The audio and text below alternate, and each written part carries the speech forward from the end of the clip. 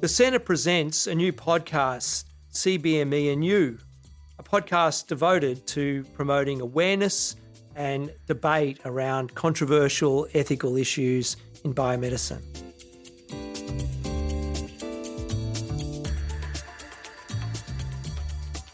Welcome back to CBME and You, a podcast about biomedical ethics.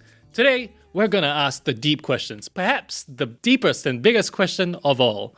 What makes a life meaningful? What does meaning have to do with end-of-life decisions? And how will philosophy help me get over my own existential angst and ennui? Joining us today is Matthew Hammerton, Associate Professor of Philosophy at the Singapore Management University. Welcome, Matthew. Great to be here. We have a couple of icebreaker questions to get to know you a little bit better. We ask all of our guests these questions. So very first up, coffee or copy? Well, espresso coffee made well, but depending on the mood, coffee as well can be nice, sugar hit. So espresso, just one shot? Piccolo. Oh, interesting. Have you tried a ristretto? I learnt about this recently. No. So a ristretto is like 2 espresso shots stopped a little bit short to get rid of the bitterness. Okay. A tiny little bit of milk. I have to try this. Yeah, well, me too. I learnt about it last week. So, yeah, maybe we should go after this. What's the name of this thing again? A ristretto. Okay. You wouldn't know. You're not really into coffee. Yeah. You can. Listeners can tell I'm the coffee snob here.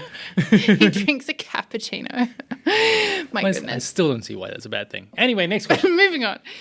What country do you want to travel to next? Well, I'm going to Malaysia for a short holiday next week, so I hope that goes ahead. So that's where I want to be next. Otherwise, my life, something bad has happened.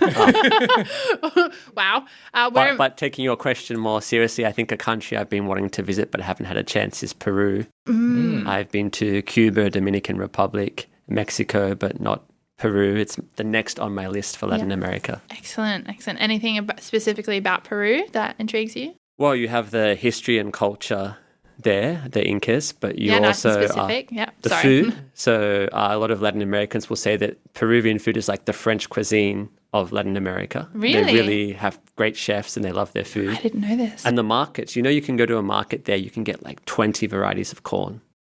They have an amazing agriculture. So much of our modern food comes from the Incas and from Latin America, tomatoes and corn and all these things. Potatoes, right? Yeah, potatoes as well. Sweet potatoes, you can get like 30 varieties in a market there. It's amazing. I didn't know there was more than one. My life has so much more meaning. I'm just going to spend the next 40 years trying all the different types of potatoes. Yeah, what's going to give me meaning in life? Trying 40 types of potatoes. Potatoes. Well, the mashed stick in the stew. Anyway. Moving on to our last question. What's your go-to karaoke song? This is a very embarrassing question. Oh, this is the best question. No, I hate karaoke. Oh, no. In fact, I think karaoke is evil, right? Evil. Bold claim. Imagine that I said, here's a new thing that's taking off. Like you go to a room, you get really drunk and there's all instruments there that you don't know how to play and you just start playing them randomly. It's like, why would you do that? That's stupid. There are so many disanalogies there though. Like you don't have to be drunk. Like I would say I've done karaoke sober more times than I've done it drunk. And 2, it's not like you're learning an instrument. It's just like singing. It's your own voice. I mean, if you can sing well, then sing and perform for your friends. But karaoke is just not the kind of context for that. But look, if you forced me to do karaoke, I would choose calypso music. It's the one music that I think kind of makes sense in karaoke. What's calypso music? It's a music from Trinidad and Tobago that was popular in the 50s. It's still around today. Very cool, upbeat music with sing-song playful lyrics that often are comedic. So wait, you know when on Valentine's Day you get like 4 singers that come in pinstripe suits and little hats and they sing an a cappella song about how much the boy loves the girl or whatever. Is that it? Is that a thing? No. That's not it. No. Okay, that's the only music I know from the 50s. Okay. Well, if you ever do karaoke with us, we'll show you that karaoke is not about singing well. That's the problem. I see. Anyway. Okay. Moving on from that, you might top the list in terms of people who hate karaoke who've come on to our podcast because there are quite a few. But anyway, we've had very entertaining discussions about this. To the meaning of life. So I need you to solve some problems for me, Sometimes I wake up in the morning and sometimes I just don't want to get out of bed because firstly, my bed is comfortable. And secondly, sometimes I wake up thinking, I don't want to do or achieve anything today. what is life even like? No, I'm no way that articulate in the morning. But help me out here. Why does my life sometimes feel like it could do with a bit of extra sprinkling of meaning? Where's the sauce? Where's the sauce? Show me the sauce in my life. Right. Well, let's start by talking about the experience of meaning in life, right? Because there's first of all the subjective thing that we experience our lives as more or less meaningful, and then we can talk about, but are our lives really meaningful regardless of what we experience? But let's start with the experience. So this is the kind of thing that I think psychology is well placed to investigate, and psychologists have, and there seems to be 3 different components going on when we experience our lives as having or lacking meaning. So the first component is purpose. So purpose is about life being centered around an aim that we can endorse. And if you feel purpose in your life, what you feel is you feel enthusiastic about your life. You feel motivated. You have future-oriented goals that you feel motivated towards. And if you're lacking purpose in your life, then you feel demotivated, you feel bored, or you feel depressed. So that's one aspect. But beyond purpose, we also have mattering. So it's not just enough that we have a purpose. We want our purpose to matter. And mattering is feeling like you're contributing to something that goes beyond yourself, adding value to the world in some way. And when you feel that your life matters, what you feel is fulfillment, pride, and self-esteem. You feel high self-esteem. And if you feel like your life doesn't matter, you have feelings of failure or angst in your life. And then the third component that the psychologists talk about is intelligibility. So this is about life having a narrative unity, a desirable pattern, fitting well in a way that makes sense to you, fitting together in a way that makes sense to you. So if you have this, you have a sense of comprehension about your life. And if it's lacking, you feel disorientation. You feel kind of lost and disorientated from your life. I can see like that when we talk about meaning, that there are going to be different ways we conceptualize it. But it's not true that if you lack purpose, you're also going to feel disoriented. You don't know which way you're going. So how can they so clearly distinguish between these three different concepts? Right. If you lack purpose, I mean, you could be a happy-go-lucky person, right, who's just living in the moment and doesn't really have a purpose that drives you. This is the kind of person that would not even consider the question of, is my life meaningful? Right? So you could be that kind of person. You may not feel disorientated. You just feel engaged by whatever's happening in the moment. So to feel disorientation, you really have to look to make sense of your life, look to kind of see it in a way that fits all the different parts together, that makes it comprehensible to you. So if you're not even doing that, you're not going to feel the disorientation. So if, you know, like that phase that people go through in their early 20s, late teens, where they go on gap year and they're backpacking and they're just happy-go-lucky, whatever comes next, but that also brings them meaning, or that's what they feel like their purpose is. That's not what you mean by purpose. Well, their purpose there might be self-development, right? So maybe they're like, this is a period where I need to explore, develop myself, work out what talents I have, like work out how to be a good friend and how to have long, like, you know, friendships that kind of feel like they're less superficial and matter more in an adult way. Perhaps that's the purpose that people have in mind during that time of their life. Now, look, they may stop at some point and think, but does it matter, right? I see I have a purpose, but wait a minute, it's all focused on myself. You know, does it really matter that I like, you know, and that could be a kind of mini crisis of meaning where they then move on to something else that they think is more of a social contribution because they want to find the mattering. I think at different stages in your life, actually, different components here may be more or less salient or important. Yeah, I was going to ask, how do these components come together? If you have a lot of one, for example, you have a lot of purpose, but you know, the other two are, well, you still don't know what you're doing, or you still don't really have an experience of the other two.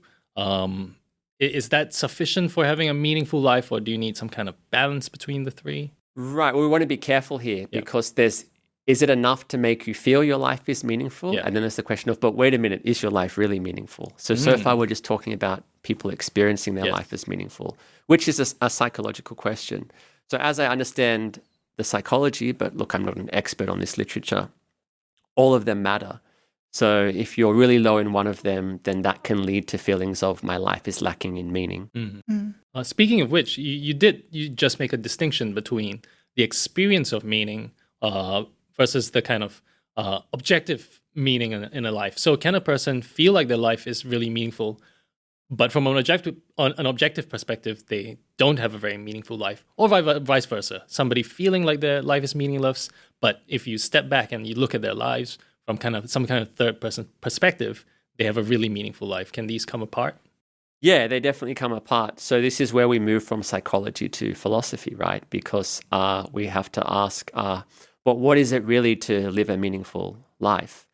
And I think it's clear in the way people just think about their lives, these things come apart because people will wonder, they'll say, well, my life feels meaningful, but like, is life really meaningful? Or am I missing something? Maybe there's no meaning to life. They'll have these kinds of thoughts. So by having those thoughts, they're already opening themselves up to the idea that, their experience of meaning might not actually track the meaning that's there.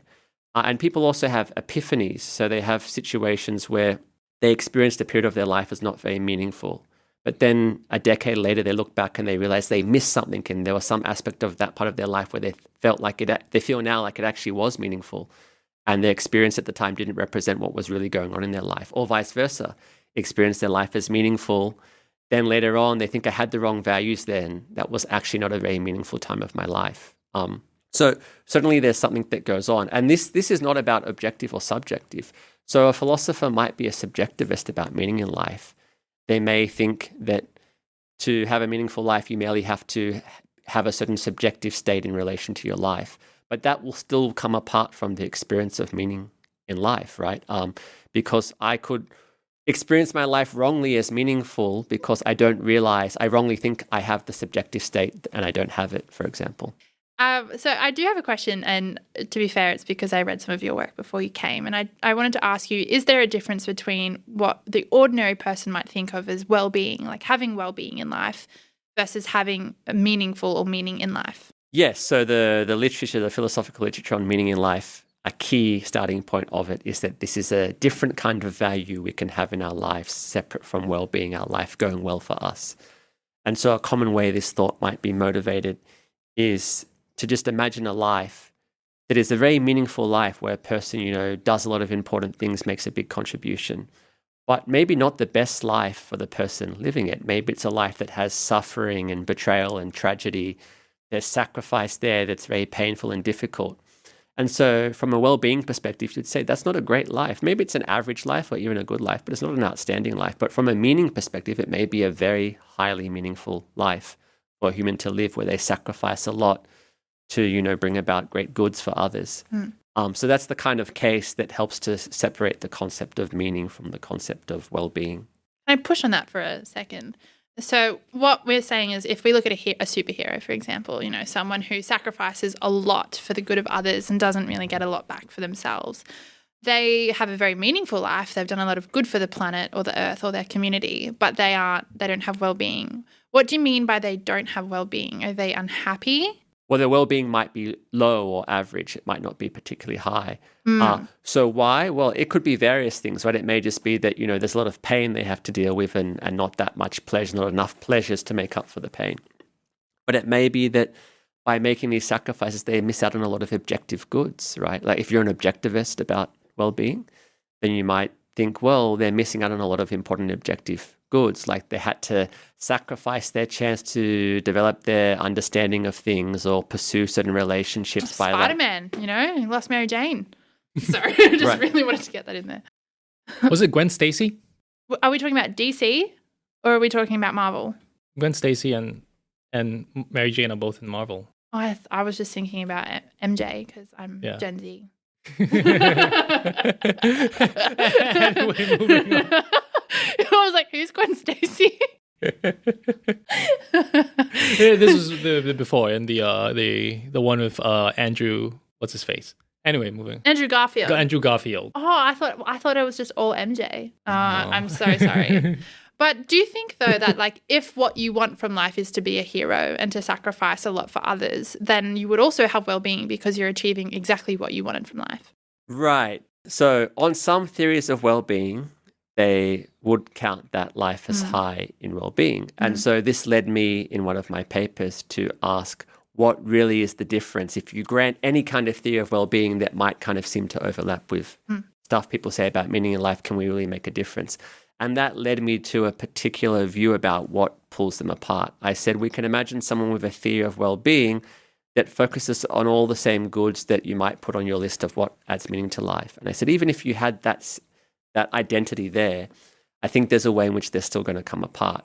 And that has to do with contrasting the well-rounded life with the specialized, lopsided, highly focused life. Imagine two lives, and these lives have the same total amount of these goods in them. Like you've got this long list of goods, right? And now one of those lives has this amount of good by focusing mainly on one good, achieving so much. Maybe the person's focusing on being a moral leader in their community. And to do that and produce all that moral good that way, they have to give up on like pursuing relationships as much as they could, or getting understanding and knowledge of like the world they live in, or looking after their selves physically and whatever, all the other goods you might pursue in life. And now compare that with a well-rounded life of moderate achievement in all the goods. So you have a moderate level of every single good. And ask which would be the better life to live. And many people would say the well-rounded life, right? I'd rather live that life with a moderate amount of each good. And some people take this further. They would say, you know what? Like the well-rounded life, it's an important value. I'd be happy to sacrifice some total quantity of good to be more well-rounded. So maybe I'd prefer the well-rounded life over the narrowly focused life that has slightly more good than the well-rounded life. So many people would say that about well-being, and it makes a lot of sense about well-being, that there's something attractive about living a well-rounded life. To ignore some of the prudential goods and only focus on others of them, maybe you're missing something as far as well-being has to offer. So that makes sense in well-being, but I think that doesn't make sense in meaning. So when it comes to living a meaningful life, it seems like it's just about producing as much good in the world as possible. And if you can produce more good by living a very narrowly focused life, then that could be a more meaningful life. And one way to see this is to think about paradigm cases of highly meaningful lives. So if you ask people to name what they think are some of the most meaningful human lives that have been lived, they will name, moral leaders like Gandhi, or great humanitarians like Mother Teresa, or great scientists like Einstein, great artists like Frida Kahlo, maybe philosophers like Confucius. They'll name these kinds of people. Now, if you think about these people, they're not noted for living well-rounded lives. In fact, they did the opposite. They lived narrowly focused lives. In fact, what they did was they saw a contribution they could make, and they purposely narrowly focused and sacrificed other goods they could have pursued to narrowly focus on this kind of mission or excellence or good they could pursue, because they knew they could achieve so much or do so much through that.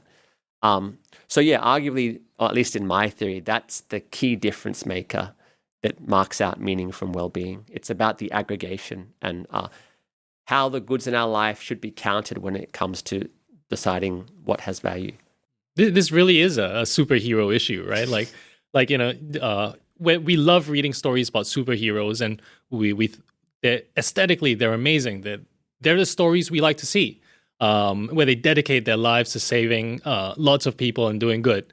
But you ask somebody, do you really want to be a superhero who has to sacrifice their family and friends and to have no hobbies and have to spend all day saving lives? I think most people would say, no, actually, I'd rather be like an average hero. I want to do some good things, but I want to have a happy family life. I want to have hobbies. Right. And so you can think of that decision as, do I want to live a more meaningful life that goes less well for me, that is less good for the person living it? That would be the superhero life. Or do I want to live a life that goes better for me, but maybe, and has good meaning, but doesn't have as much meaning as the superhero life? Do you think, though, that the gap between well-being and meaning can be met by the principle of autonomy?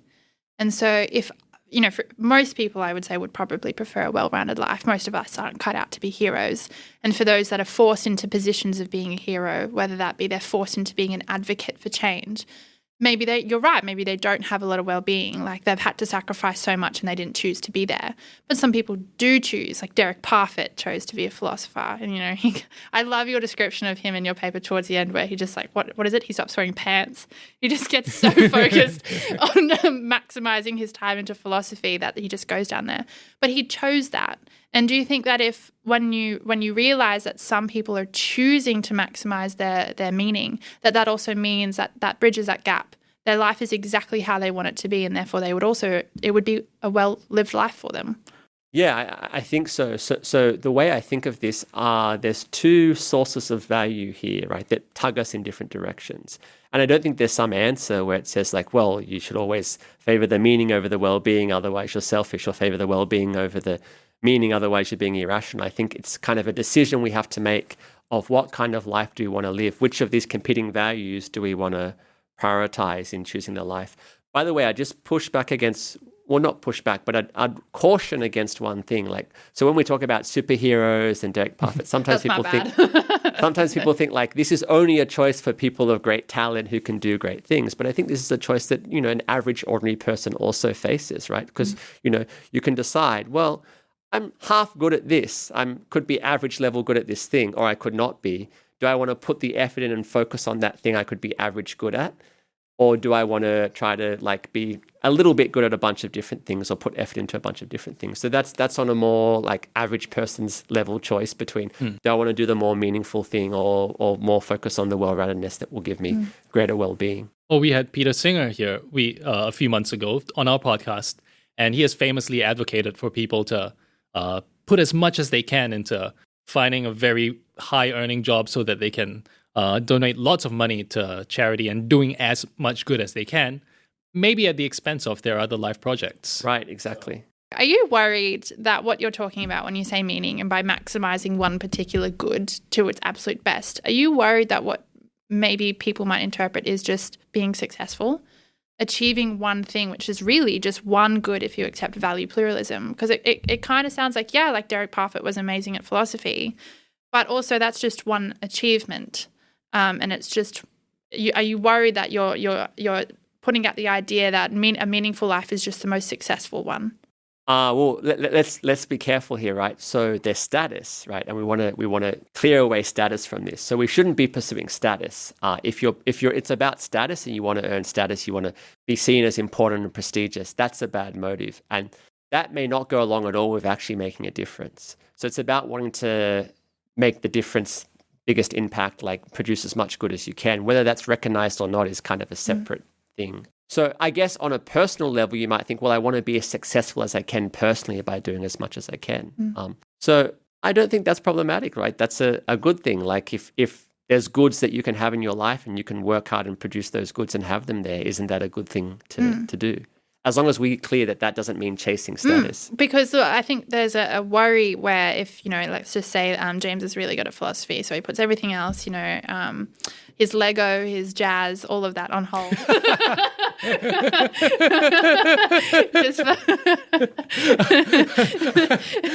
I feel like I know where the jazz one comes from, but what is the Lego? Oh, I just wanted to make it out like you're a big Lego fiend. Oh, okay. Anyway. For legal reasons, I tell everybody this may or may not be true. Anyway, he puts his improv and his jazz on hold to pursue the philosophy, and he becomes the next Derek Parfit. And he's just accomplished a lot. But what about, and then because of that, we say he had a really meaningful life. But then what about, like those incredible stories of single parents who raise their kid and they see their kid become, their kid gets a stable job and has a family, and that single parent is like, my life was so meaningful because I got to do this. And do you think it might be unfair to then compare those lives and say one life is more meaningful than the other? No, I mean, I think we make these comparisons all the time. Right. I think what's a mistake here we need to be wary of is getting caught up in ranking ourselves, right? So there are ranks, but we don't want to get carried away with the ranks. So if you ask people, did Einstein live a more meaningful life than an average scientist that did average scientific work in the early 20th century? The answer is clearly yes. Like, you just can't get past that.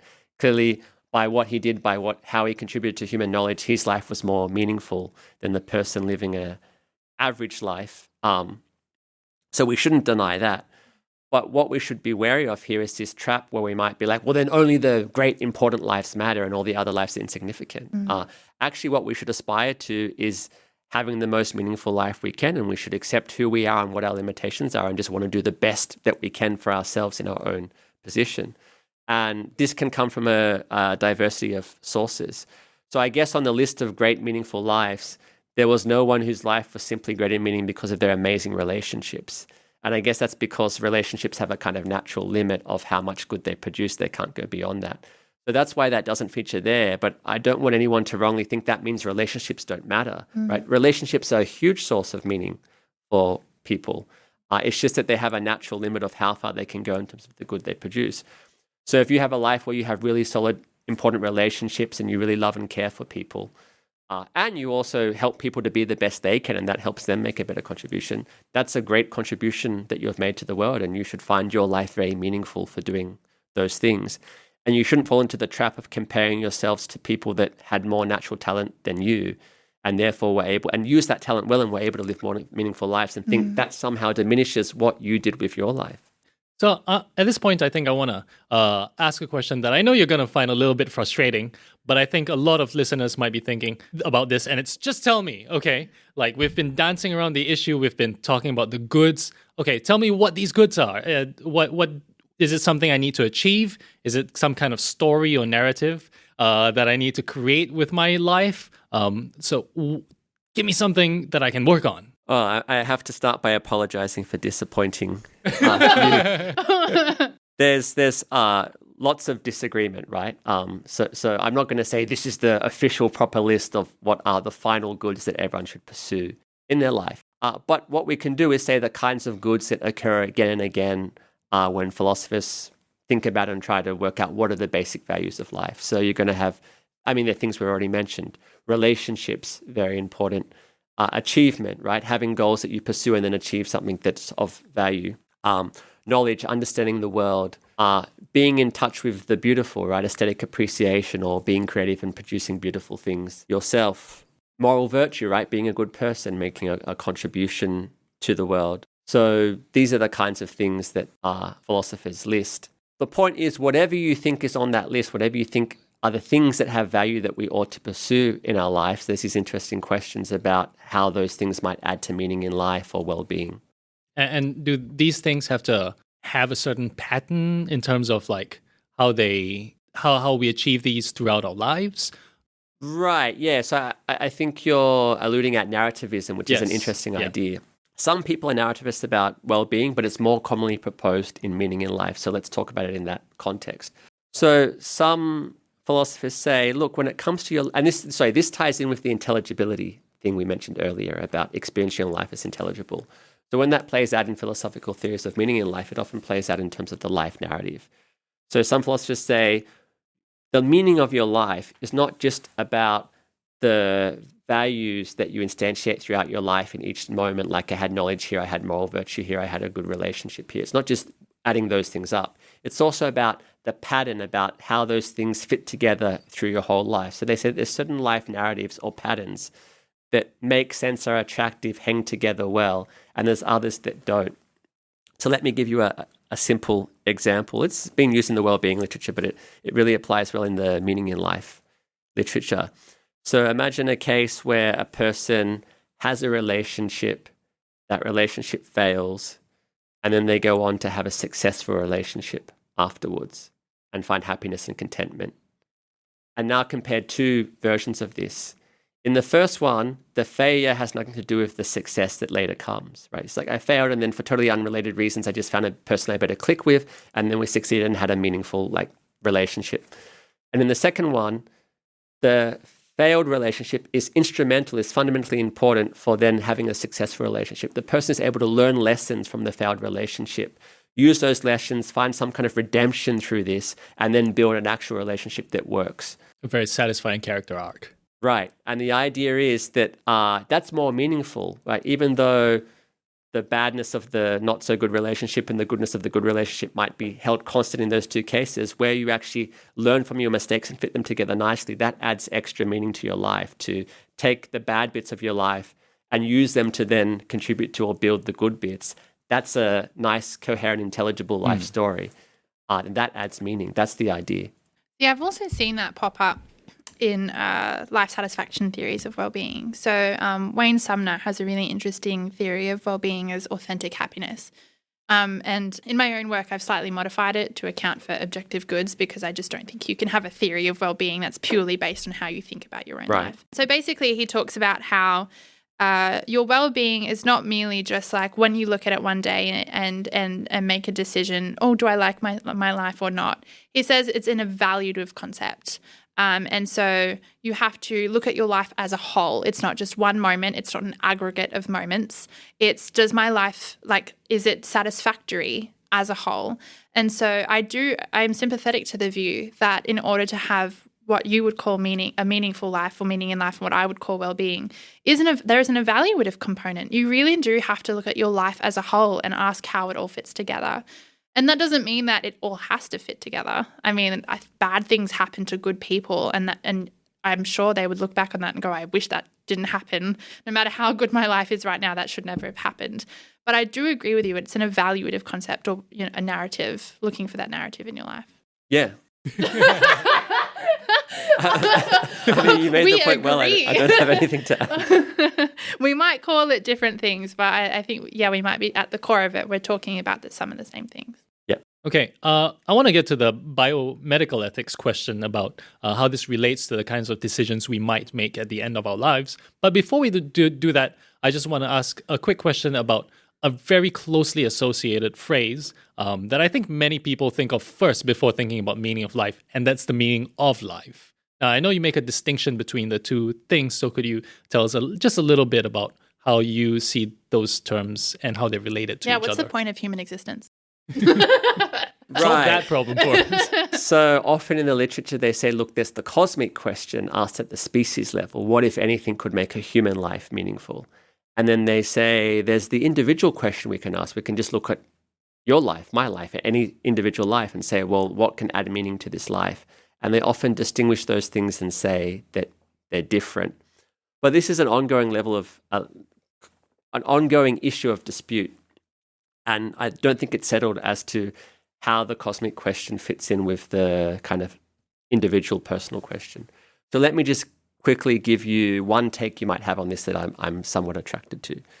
So if you're willing to be an objectivist about value, if you think that there really are these objective values, like metaphysically in the world, this like stuff that's just to be done, like this is just calling out to kind of follow this thing, it's got this strong sense of objectivity, I think that can answer a lot of our cosmic concerns, right? So people sometimes say, well, how can our lives be meaningful if we're just the random product of blind natural selection? And, we weren't created by some god, for example, with a purpose and mission in mind. Then aren't our lives just purposeless? There's nothing they're about. There's no point to them. And I think if you think there's these objective values in the world, then even if we came about in this random way, humans, there's value there that metaphysically is calling out for us to pursue it and instantiate in our lives. And if we do that, then that's a purpose. It's a kind of purpose built into the universe. Do you mean things like knowledge and love?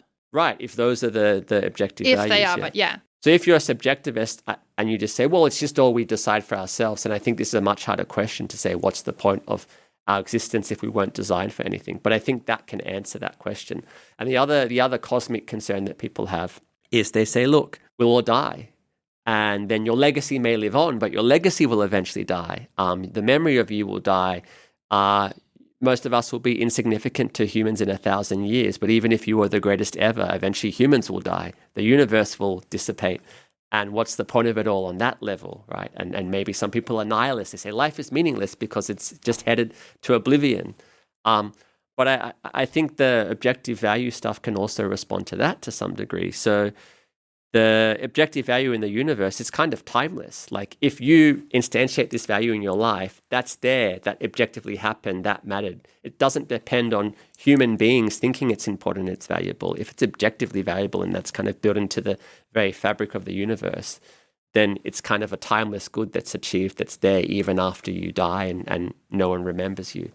So I think that objectivist views are able to answer to some extent the cosmic concerns about life being meaningless. See, I went the other way.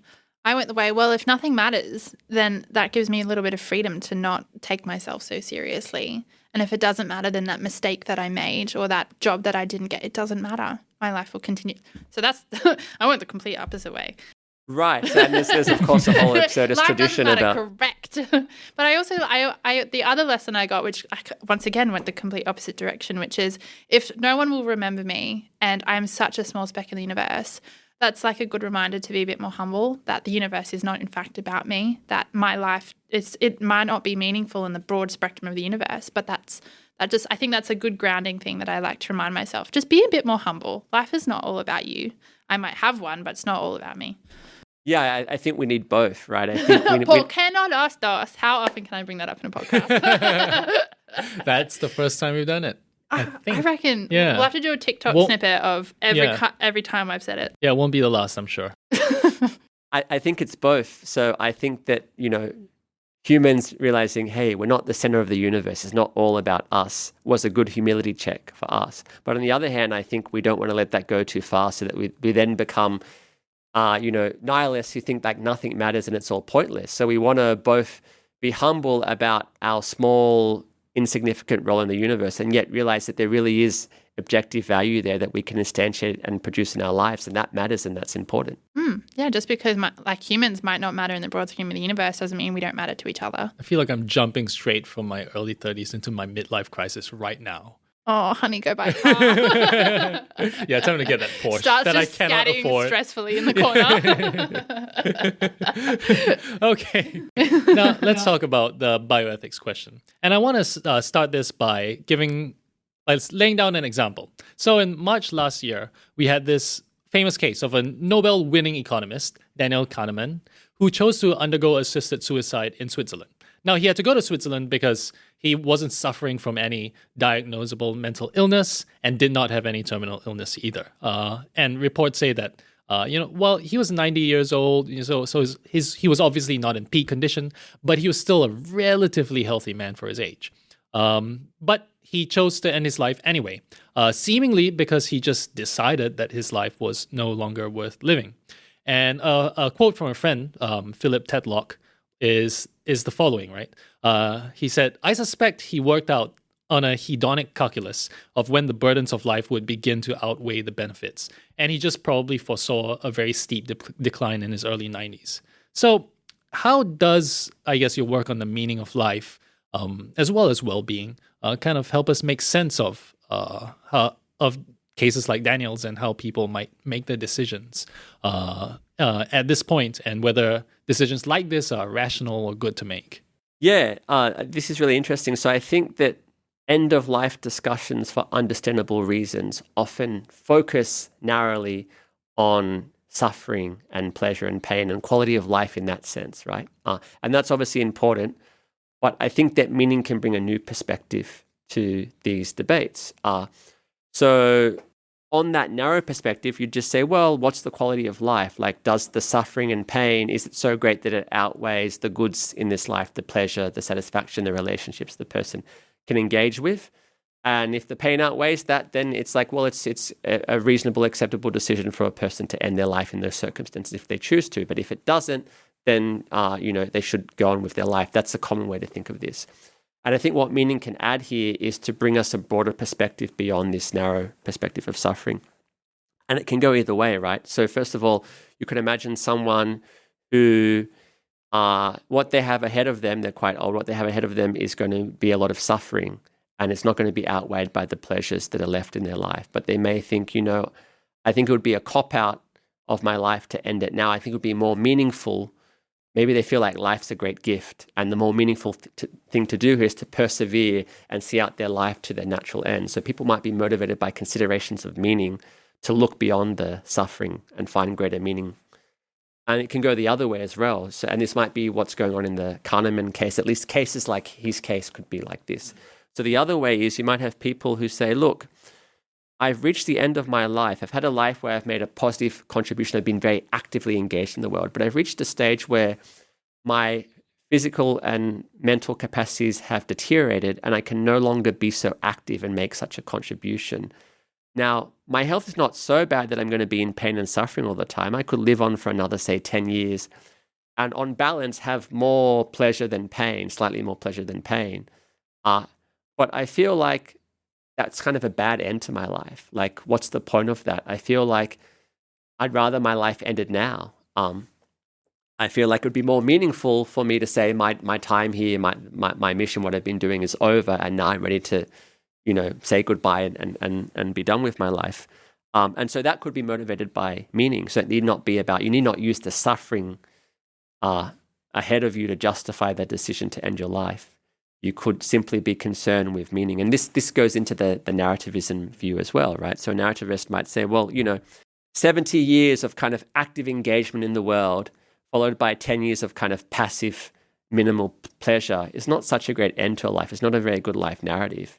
kind of diminishes what you achieved in your life a little bit to have that 10 years of not much. And maybe someone will feel like their life would better make sense, better cohere if they chose to end it at that point where their faculties deteriorated in that way.